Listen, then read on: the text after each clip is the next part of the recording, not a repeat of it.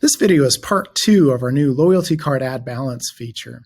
In last video, I showed you how to turn on this loyalty card add value button and the loyalty card balance button, as well as several different reports that show when you've added value onto loyalty cards or issued refunds. In this video, I'm showing you yet another new feature where you can create an item in your inventory and it will trigger that new add value function. Let me show you how it works, and then we'll talk about how to turn that on. I'm going to go to New Sale, and I'll select the item I've created ahead of time to trigger this function. In this case, I created an item I called Loyalty Card Recharge. Now, this feature is available for systems with CCI Laundry Card or Fast Card systems, as well as Laundromats.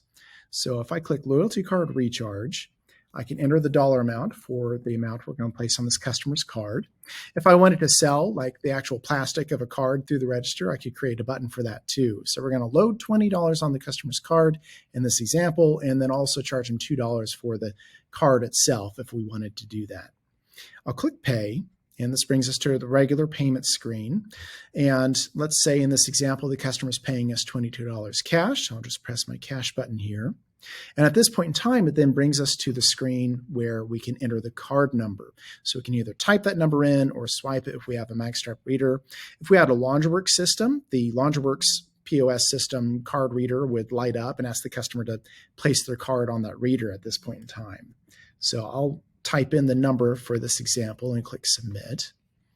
And we'll wait on a response from the card system. And when that's approved, then we can close that screen. And notice we only put $20 on that card, even though the transaction was $22, because we're charging $2 for that other thing. So it's nice you can mix and match with this setup.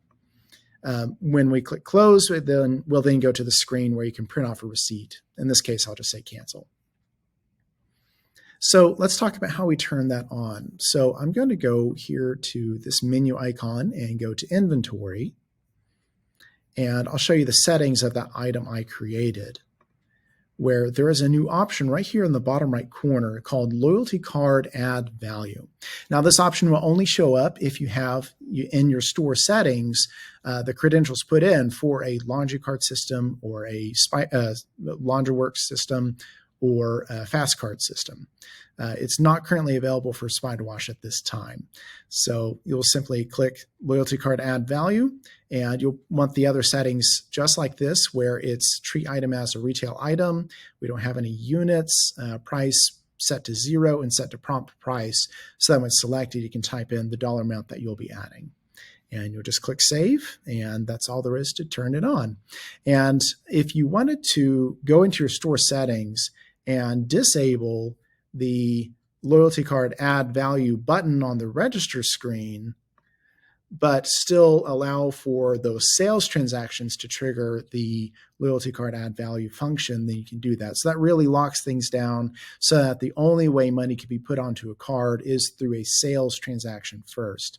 If you want to take a step further, you could also not allow refunds onto loyalty cards. So again, the only way that you could add value onto a loyalty card will be if you took money in from a customer first and then you place it onto a card. So I'll just hit Save here. And if we go back to the register, we'll see that those buttons are no longer on the register screen. But because of my inventory, I created that item with the loyalty card add value function turned on it, then we can still do that.